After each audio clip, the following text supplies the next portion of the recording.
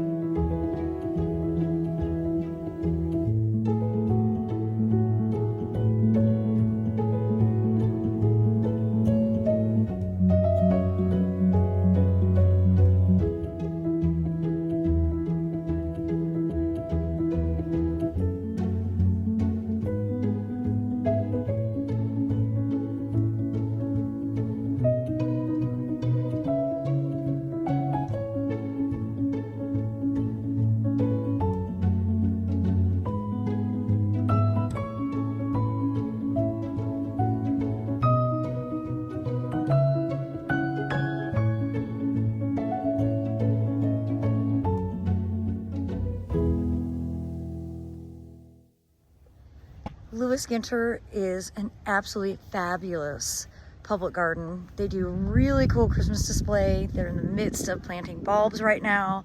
There's never a season that this garden isn't worth visiting, but I've got to say, right now the fall color against that blue sky is really spectacular.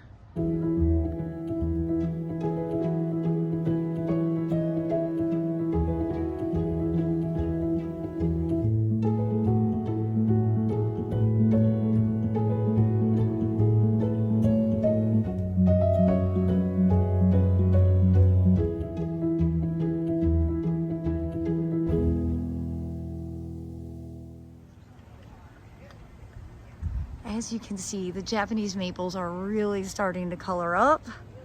And of course, here is the Japanese garden full of amazing plants. Note these huge drifts of Rhodia japonica. It's one of my favorite Asian native broadleaf evergreens. A wonderful clumping ground cover that likes dry shade and the deer don't eat it. It's a must grow, best in zones 7 and warmer. Looks really good with all of this mondo grass as well.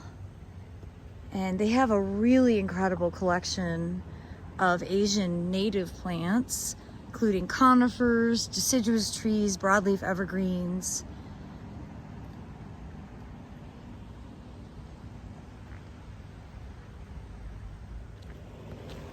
They do have really nice water features here.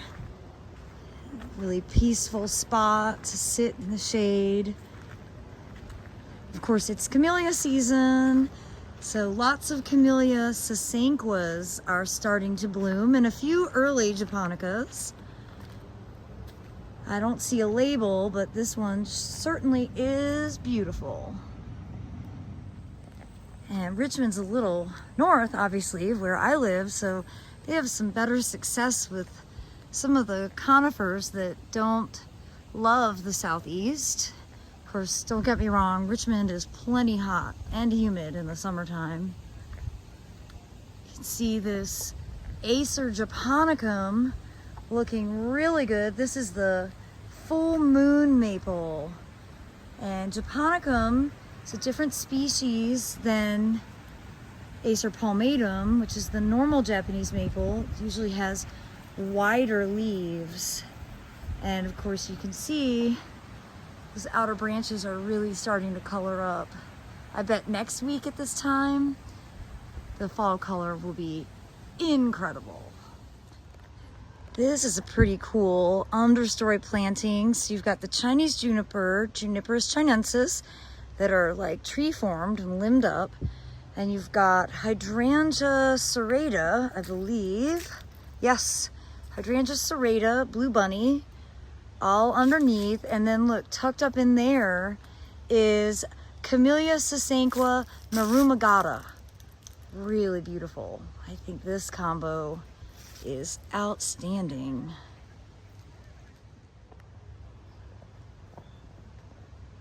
And walking out through this moon gate, you can see the rose garden. I'm not a huge rose garden person, but they do have some very pretty flowers. But probably more importantly is the juxtaposition of that gorgeous conservatory. I believe this is Aster tetericus, and it is a pollinator magnet. If you look here, look at all the bees just on the flowers everywhere. Now, Lewis Ginter is known for a lot of things, but for me, it's one of the best children's gardens. And of course, that awesome tree house is sort of the central feature. And I sure would like to have a tree house like that in my home. And you've gotta love this late fall burst of color, some of the summer tropicals, things like begonias, more asters, and salvias. This is really their time to shine. They look great with this beautiful cedar. You can see the great big cones coming on it. And the cardoons are very impressive. This is inspiring me to sow some cardoon seed. I love that incredible silver foliage. I often find that children's gardens tend to be where the most creativity gets applied, and this is no exception to that rule. They always have cool art. I love these hands that represent different donors. This is their thank you to the many hands that built this garden. That's such a creative way to display gratitude. The interesting thing is the children's gardens usually are foodscaped because they tend to incorporate vegetables with the ornamental plants. And it doesn't need to be just for kids. Like, it's just generally good advice for anybody who's interested in growing both flowers and food. So let's see what we can discover of what's growing here. Well, right away, lots of different types of marigolds. I really like this fine leafed one to figure out what that is. But you can see behind here is roselle, and if you've been watching my weekly garden tours, you know I've been very excited about harvesting my roselle pods, and that is that bright cranberry hibiscus right here. That is what you get hibiscus tea from. So it's really sweet when you steep it in hot water, and it turns it red. It's really tasty, but it's also just a really beautiful plant. Of course, we are in the final days of October. You can see the brassicas and Swiss chard are all getting planted. They're busy doing seasonal changeouts here. And so what's interesting is they've got food crops mixed in with a bunch of different native plants. And then on this side that borders the lake, it's all native. It's like a naturalistic planting. And then the trees that are integrated are fruiting trees. So that is a peach. Right here is a Prunus mume, the Japanese flowering apricot. Behind me here is the oolong dew cherry, Prunus tachymiensis. So lots of different edible trees. That looks like an apple or maybe a pear right here that's defoliated already. So really great incorporation of both ornamentals, natives, and edibles. Some of the most impressive fall color are coming from the taxodiums, or the bald cypress, which of course are deciduous conifers, and they are getting ready to drop their needles.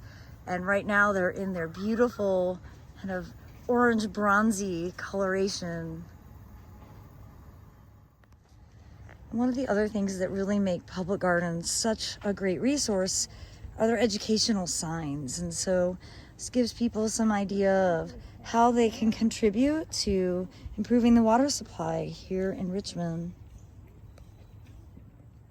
Here's another great educational sign about the importance of native grasses and how they do a lot of different things, including have deeper root systems, draw more water in, prevent soil erosion, and provide habitat for native animals, including birds and ducks.